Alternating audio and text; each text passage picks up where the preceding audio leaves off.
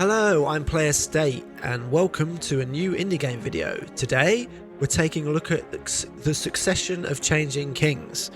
This is a kingdom management sim game that came out in February.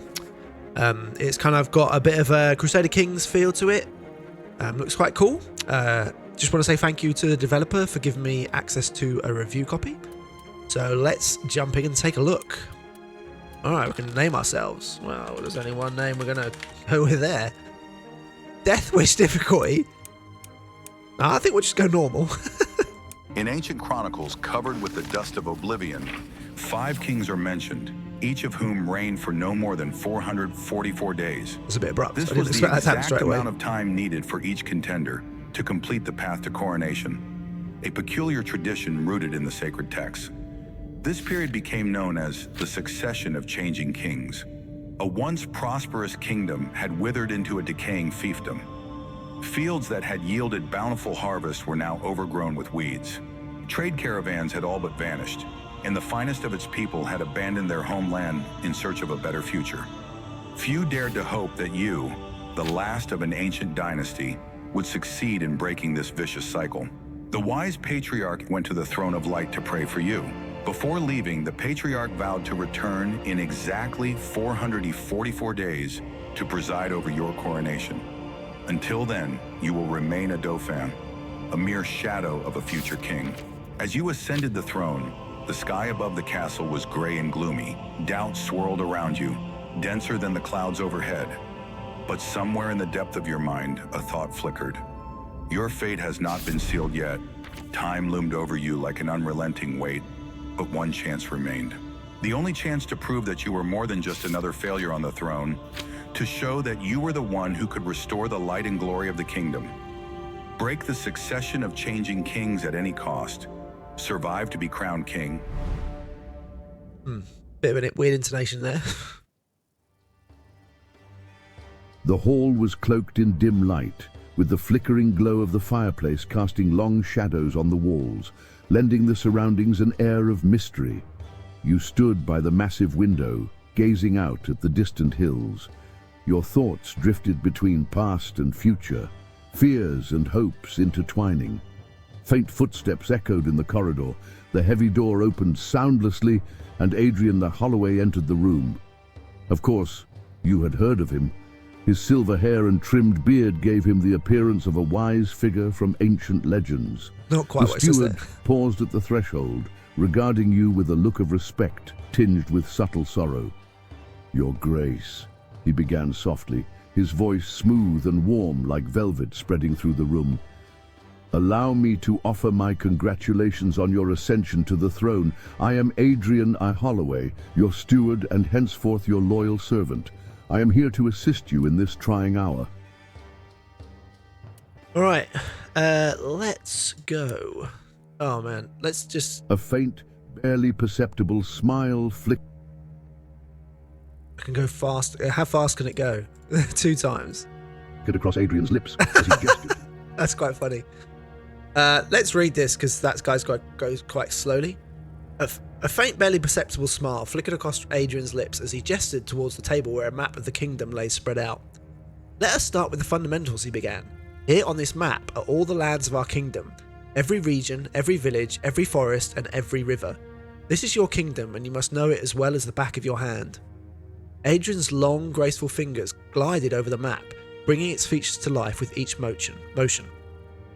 "You'll rule not just over the land, but over its people," he continued, his tone taking on a sterner edge. "Every soul, from the humblest peasant to the mightiest noble, looks to you for justice and wisdom. But understand this, justice is a concept that varies from one person to the next, and sometimes wisdom demands actions that seem to defy justice. Equally vital is maintaining a respectable level of the kingdom's defence. The lower it falls, the more pirates, bandits, and unscrupulous neighbours will seek to exploit it. A weakened healthcare invites epidemic and diseases. Threats no fortress walls, no matter how strong can keep at bay." Seems clear enough. Okay, so we're in a tutorial. So that did sound like AI voice. I don't think they use AI voice, but I do think they have used some AI generated art, which has then been kind of had an illustrator, actual human being, go over it and kind of do whatever you do with it, I guess. Oh wait, no, I was supposed to get another one. The steward led you through the narrow corridors of the castle. Yeah, shush. Yeah, you stop before a massive... did I read this one? No. You stop before a massive door adorned with intricate carvings. Adrian produced a key that he always carried and opened it. He guided you to a large writing desk made of dark wood, where neatly arranged project cards were laid out. Here is a list of potential projects for construction and people you may consider hiring, sire, he explained, gesturing towards the scrolls. Oddly enough, despite the succession of changing kings, the castle's vaults still hold a decent stockpile of gold. There is also a fair amount of stone, timber and ore in the storerooms, but your time is limited and these resources must be spent wisely. Use your royal initiative prudently, it is your most critical resource. He paused, allowing you to absorb the gravity of his words. You must decide whether to repair the heavily worn fortress walls or to strengthen the royal guard. Perhaps it's better to provide work for the commoners so they don't idle about aimlessly. Do you enjoy good health? Adrian's gaze shifted to you with a hint of concern, because there are no physicians left in the castle. The last doctor departed for Thorn a week ago, right after your predecessor's funeral. Adrian sighed, his tone lowering and becoming more serious. I bring this up because King Radwin, whom the people mockingly called Radwin Forgive Me Please, humiliated the commoners to such an extent that they hung him in the town square, and King Gilbert the Glutton fared no better. His unbridled appetite led to his demise. He died at the dining table. Rumour has it he was poisoned, though no proof was ever found. Adrian's gaze swept over the study. Every decision you make will shape the fate of this kingdom, sire, and affect how your subjects perceive you. Should the favour of any of the four influential factions, the commoners, the army, the aristocrats, or the church, fall to critical levels, the consequences will be dire. As of today, you likely have no idea who supports or opposes you. Hiring an informant would be a wise first step. Well, think about it. Adrian led you further through the corridor. Adrian led you further through the corridors, eventually arriving at the throne hall, a modest room with walls adorned by banners and a single throne standing against the stone wall. Sire, this is the throne hall, Adrian began, gesturing towards the throne. Here is where you will make swift decisions, pass judgments, and hear reports. He fixed you with a serious look, emphasizing the gravity of his next words. Before you end your day, remember to visit me here in the throne hall, Adrian continued. News often arrives by the end of the day, along with urgent matters requiring your judgment. This is crucial to keeping your finger on the kingdom's pulse. You nodded, understanding the significance of this ritual. Adrian took the cue to proceed. Once you have attended to matters in the throne hall, you may retire for the night, and the next day will begin. It's vital to hold out for 444 days, as many forces will try to thwart you. Those interested in the king's prosperity, those seeking their own gain, external enemies, and internal conspirators. Adrian paused, giving you time to absorb his words, then added with quiet conviction. And don't dismiss the curse of ill fortune, even if you don't believe in destiny. Stay vigilant, sire, and may Lumen's light guide you. Let's get started. Alright. So I guess nothing happens until the day kind of goes. So we've got 5 initiative, I don't know what that is. Health is 4 defense. This is the commoners' faction's attitude towards me, unknown because I've got no informer. I need an informer for each of these. And then I've got King's Hall. Alright, so this is where we can build stuff. We've got the throne hall, that's where we go at the end of the day. Then we've got these kind of icons on the Romantics of the High Road. No, let's not have this.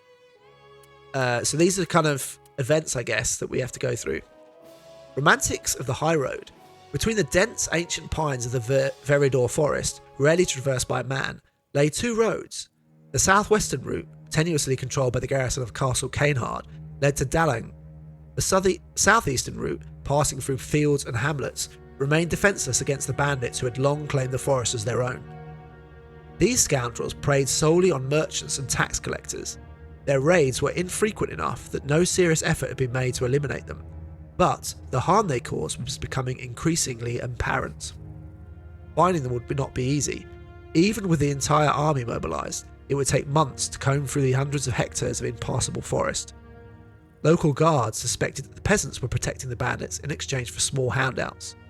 Perhaps a little pressure might loosen their tongues. Right, my decision. I can't do that because I've got no guardhouse. Send the elder of the nearest village to the dungeon of my castle for a meeting with the executioner. By the end of the week, he will know exactly where the bandits are camped. Order the army to scour the forest, and if they fail to find the bandits, burn the underbrush. We will smoke them out. Why should I worry about merchants? Let them hire reliable guards. My tax collectors can take other routes. Okay, so none of these sound great. This would have been good if I got a guardhouse. Don't know, but I feel like burning would be bad, and like, what's the word? Torture's not great either. So I guess I'm going to go with this one. Merchants were far from thrilled at the prospect of hiring additional guards to protect their caravans. If I just turn the voice down, then I'll never hear it. Alright, well, they weren't happy. Let's see if I can build some stuff first. But I don't think I can I? Not enough. So initiative is what allows me to build things. And I don't have any initiative in order to build any of these things. Alright, well, I guess we just solve all these kind of issues before we go on. Lost in the woods. One of your favourite pastimes during rare moments of leisure is taking solitary walks through Braelian Forest. Stretching east of the capital, this forest, with its untouched beauty, would captivate even the most hardened cynic. Accompanied by 3 guards, you slowly make your way through the woods, which shimmered with the vibrant hues of autumn, like a masterpiece painted by a great artist. The foliage gleamed in shades of green, yellow and red, while golden sunlight stubbornly pierced the dense canopy, illuminating your path. Evening was drawing near. The silence felt almost alive, lurking in the thick underbrush. Only the faint rustling of leaves disturbed this harmony. At some point, lost in your thoughts, you failed to notice when you lost sight of your guards. After yelling at the top of your lungs and cursing everyone in earshot to no avail, you realised you might have wandered quite far from your escort. My decision. You'll stay here, and if worse comes to the worst, I'll camp out in the forest. It might even be a bit romantic. It's 3 to 4 hour walk back to the capital. I'll manage on my own. I'll keep walking and shouting loudly. I feel like if I do that, someone's going to come. Undesirable's going to find me. I'm going to go for this one. Exhausted from your journey, you found yourself out of strength. Whether it was your cries or your aimless wandering through the quiet autumn forest, you managed to catch the attention of a local forester. At first, the kindly old man invited you to dinner, unaware that he was hosting the hit king. However, it did not take long for him to realise who you were, and he quickly escorted you to the country road where you had left your horses earlier.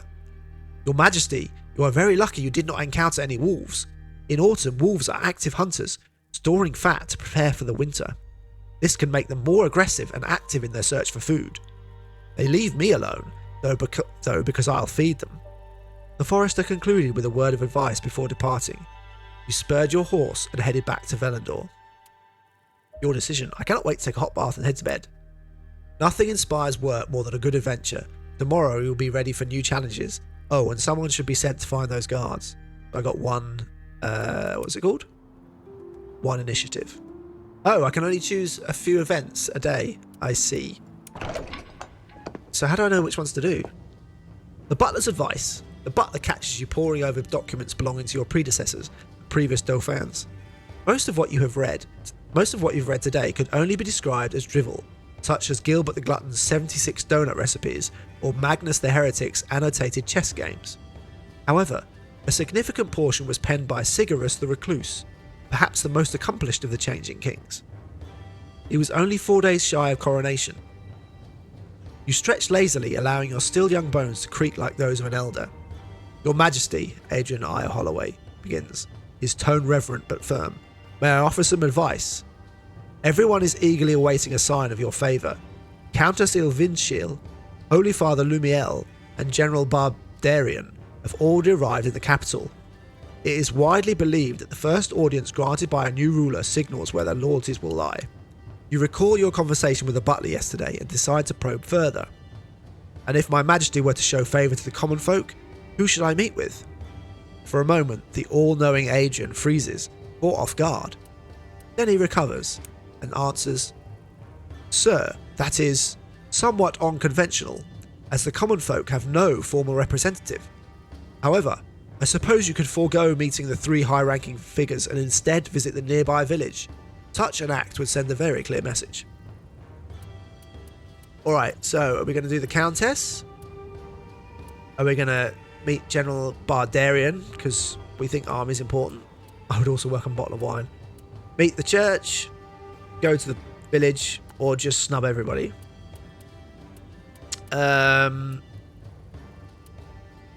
So I could be a common man, but I'm going to be a snob, and I'm going to summon the Countess. Barely a quarter of an hour passes before the butler ushers Countess Lvishnil into your chambers. Reliance on the aristocrats. If you are to seek allies worthy of your favour, the aristocracy is the natural place to start. After all, you yourself are a child of noble blood. Were it not for the unrelenting churn of monarchs ascending and falling, you would have spent your days in serene luxury on Cherry Isle, or perhaps far away in the refined lands of Dalaman. Ambitions for the throne had never crossed your mind. Why would they, for the 6th in line? Yet, fate had other plans. Uncles and cousins departed one by one to face the radiant Lord Lumen's judgment, drawing you ever closer to the coveted throne. Now, you found yourself when you had never expected to be. To hold this position and survive the first 440 days of your reign, you must secure the support of the aristocracy. They have armies, wealth, and influence. And now, before you stands the most powerful and affluent noble in the kingdom, Countess Ilvinchel. You had never met her in person, though her name was often spoken in your circles. Following the Countess into the room, her attendants carried an impressively large portrait. A gentle smile graced her face. "My liege," she begins with a respectful bow, "I am honoured to be the first to welcome you on this momentous day. I am confident that today marks the beginning of a new chapter for our kingdom. We, your loyal servants, stand ready to assist you. I present this portrait of myself so that in the moments of heavy deliberation, you may remember that you have a steadfast friend.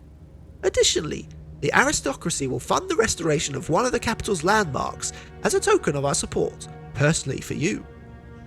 You exchanged polite remarks with the Countess, reminiscing about mutual acquaintances, and chuckled over Baron Uskar Ilval's latest eccentricities. Upon leaving, the elderly Countess offered you a warm smile and a courteous farewell. But you were not deceived by her charm for even a moment. You know all too well the lengths she would go to achieve her goals.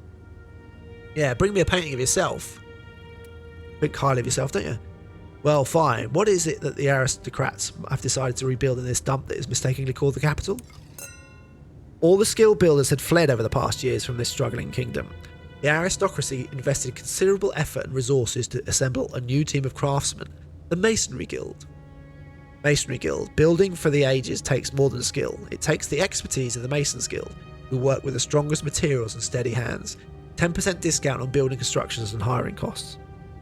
Alright, so these go down every 3 turns. Interesting. Man, it's a lot of words. In the early days of your reign, news arrived of the death of... Why all these people got eyes before their names? Garapagon, a notorious miser aristocrat and possessor of untold wealth.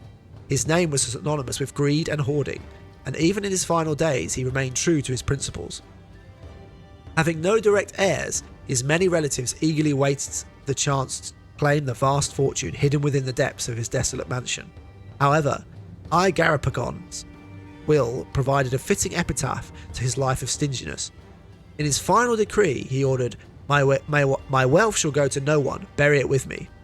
This command caused a wave of outrage and debate, and the matter was brought before you as the supreme arbiter, with the hope that you would bring justice to such an absurd situation. Alright, what we've got to do here? Load up this miser's treasure and send it straight to the royal treasury, so confiscate it for myself. Distribute his wealth equally among his noble relatives. Donate it to the construction of a new monastery for Lumen. I have read reports about issues with fortifications and soldier housing at the distant outposts. Let the money be used for the kingdom's safety. Use the miser's fortune to fund celebrations in every city and village. Let the people rejoice. I could say, like, he hasn't... Well, he left it to nobody, so therefore it goes to the kingdom and I'll do what I like with it. This is obviously going to help the aristocrats. This is going to help the church. This is going to help overall security. And this will help the people. Help me with the commoners. I think let's go with security. By the end of the week, small outposts on the borders with Koki and Dalaman began seeing significant fortifications and winter-ready housing. Soldiers received generous rations and new weaponry. Glory to the Dauphin, +1 with the military. If the stars are lit, you toss and turn restlessly in bed. The pillow is far too soft, and your neck quickly stiffens. My first royal decrees should ban soft pillows, you think, rising from the bed. In the fireplace, a single log crackles faintly as it burns out. Sleep eludes you on your first night as sovereign. Will you be able to bear such a heavy burden? Will you ever survive to see the end of next week? Questions upon questions. Suddenly, a brilliant flash lights up the room, and you hurriedly step out onto the balcony. A star! A falling star! The palace guards shout in excited voices below. I wonder how the people will interpret this. Many witnessed the falling star tonight and saw it as a good omen for the start of the new king's reign.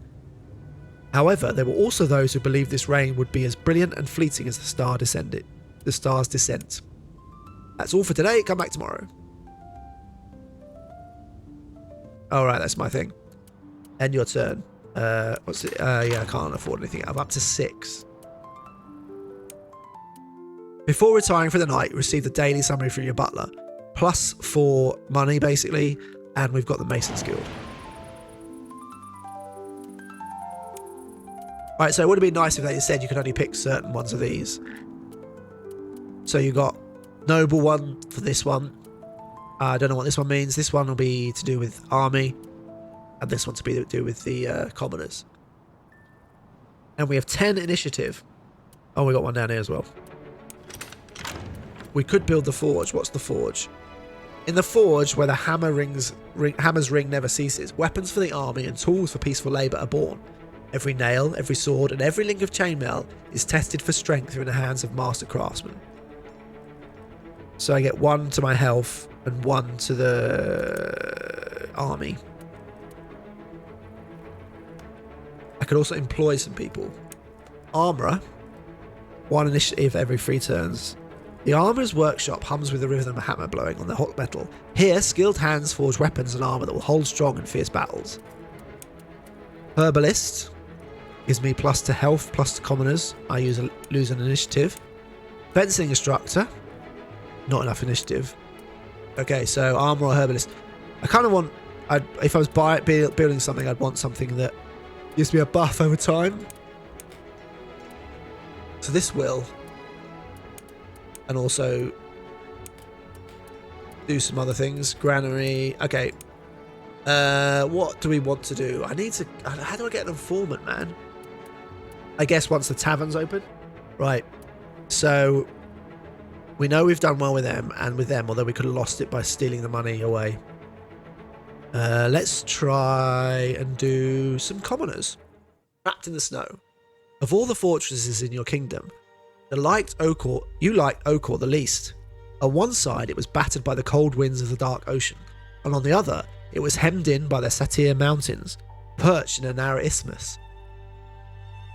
Okor's massive grey walls and clumsy wooden barracks bristled against the world, a reminder of the centuries spent defending the kingdom from the once mighty realm of Thorn, now reduced to a small and defenceless duchy. Yet, despite the unrest currently brewing in Thorn, this was not the topic of your meeting with Bardarian. Okor was the domain of the army, just as Cherry Island belonged to the aristocracy and Argendor to the church. Today, Bardarian presented a plan for military reform. For the first 2 hours, you found his presentation engaging.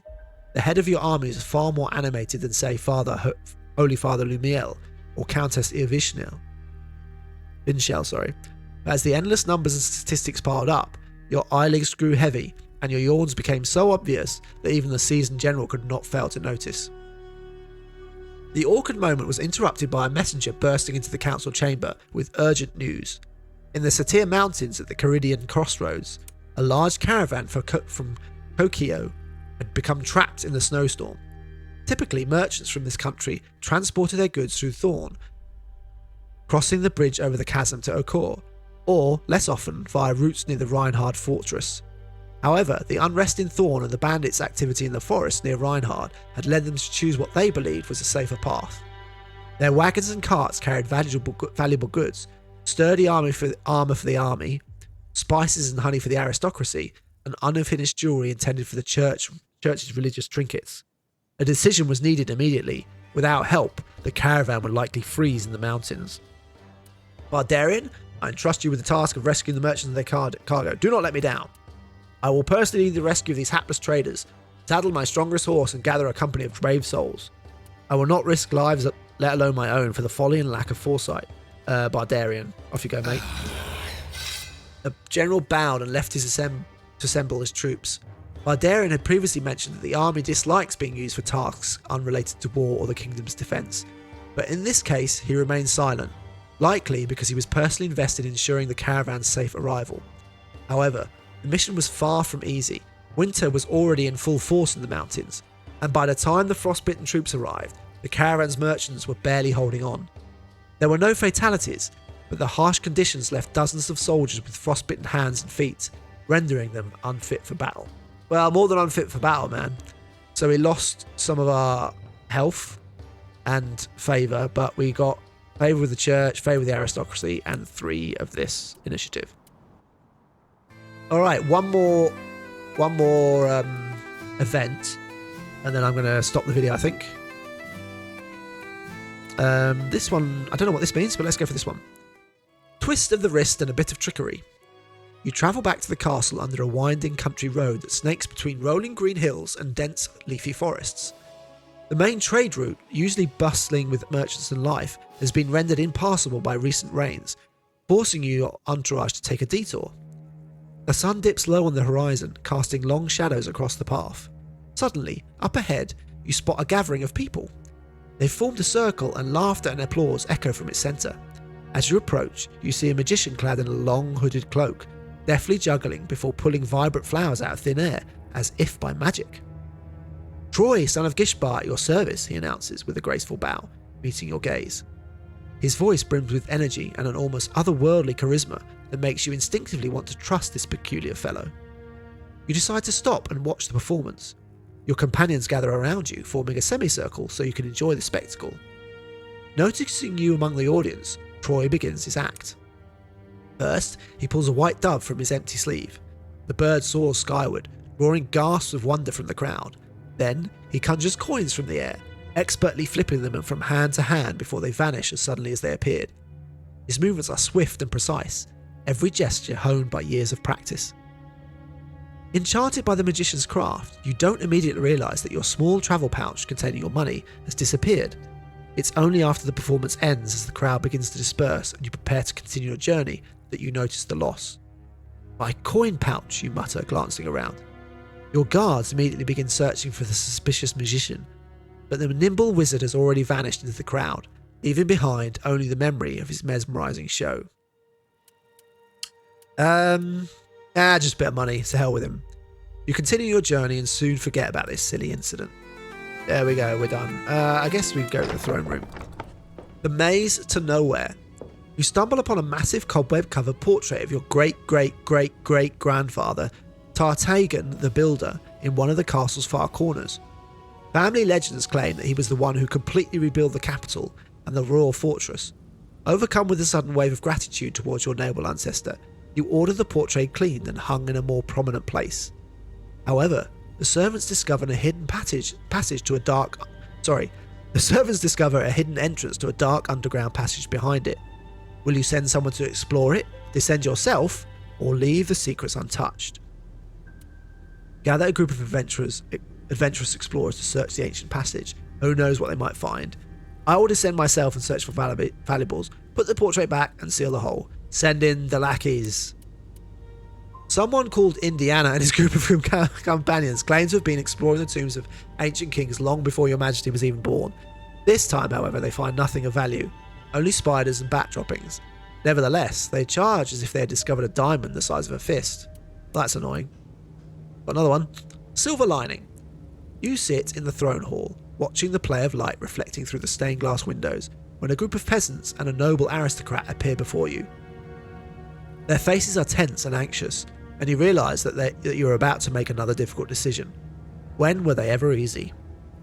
At the head of the peasants stand the village elder, his face lined with deep wrinkles. Next to him is a young shepherd, judging by his attire. Opposite them stands the aristocrat, Edward I. Melwood, haughty and confident in his claim. 5 years ago, the common folk rented a patch of land in the foothills from I. Melwood to graze their sheep. The land seemed barren, but for the peasants it was their only hope of feeding their families. Fate, however, had other plans. While grazing their sheep, the shepherds discovered a rich vein of silver. They kept their discovery hidden from the landowner. When Edward I. Melwood learned of the silver, he demanded the return of all the extracted ore and immediately sought to terminate the lease, claiming that the resources of the land were his by right. The desperate peasants have come to you, their king, to seek justice. Right, so I can seize it for myself. Let the common folk keep the silver, but no one has the right to terminate the lease. Immediately return all extracted silver to Melwood. The lease is for 5 years. The common folk may continue to use the land. Their silver they mine is lawfully theirs. I think they can keep the silver, but the noble has the right to terminate the lease. Deep down, the common folk understood that keeping the mine was too good to be true. They accepted your decision with gratitude. The nobleman, however, was far from pleased. He had been robbed for months and was then forced to let the thieves leave with their loot. Oh, another one. Merely a piece of iron. A star fell somewhere in Veridor, the ancient uninhabited forest in the southern part of the kingdom. Searching for it could take weeks. Yet, you have a strong feeling that finding it is essential, and that it might play a significant role in your future. Will you launch an expedition? Yes, but let them search without my involvement. No letters and ban. Yeah, I'm going to go, man. You fussed quite a bit during the trip, making a couple of rash decisions along the way. The guards, of course, didn't dare contradict the king, but they would have finished faster without your involvement. In the end, all that remained of the fallen star was a small piece of iron. The fragment was unearthed and handed to a raw blacksmith for further study. That's all for today. Yeah, well, I didn't do too well today, I'm afraid. I should have built this. I'm just going to build the forge. And then we'll end the turn for today. We're going to get a forge tomorrow. Alright. So yeah, that is the Succession of Kings. It's a cute little game. It's kind of just like a choose your own adventure, I guess. Yeah, little story snippets that you then make a decision about, and that will affect your standing with various various factions. And you've also got to worry about your health and your defense as well. I assume if either of those go down to 0, you're dead. And then you might get initiative that you can use to build things, which then help make your life easier. And obviously some of these, like I guess Fire Brigade, for instance, will help you in events as they pop up. Yeah, it seems quite cool. Yeah, got some nice feel to it. Kind of feels like a pleasant game. The writing's pretty good. It gives a good feel to the world. Kind of brings it alive. This art's okay, I guess. Yeah, it's all right. I mean, it's not terrible. It's not amazing. I mean, I kind of guessed some of the details quite nice. It's just got a weird look to it that I don't quite gel with it. Something that doesn't quite gel with me, sorry. But yeah. As I say, that's Succession of Kings. It's out now on Steam. I'll put a link in the description below if you want to go check it out, if it looks your kind of thing. I'm interested to play a bit more, see how things progress. And yeah, I quite enjoy kind of the narrative. What's the word? Yeah, like I said, it's like playing a choose your own adventure, and I quite like that. Hope you enjoyed the video. If you did, please consider liking, subscribing, all that good stuff. Really helps me out. Really appreciate anybody who takes time out to do that. I'm looking to reach 1,000 subscribers, so any additional subscription will be much appreciated, and it's free. Thanks for watching, and I'll see you again next time.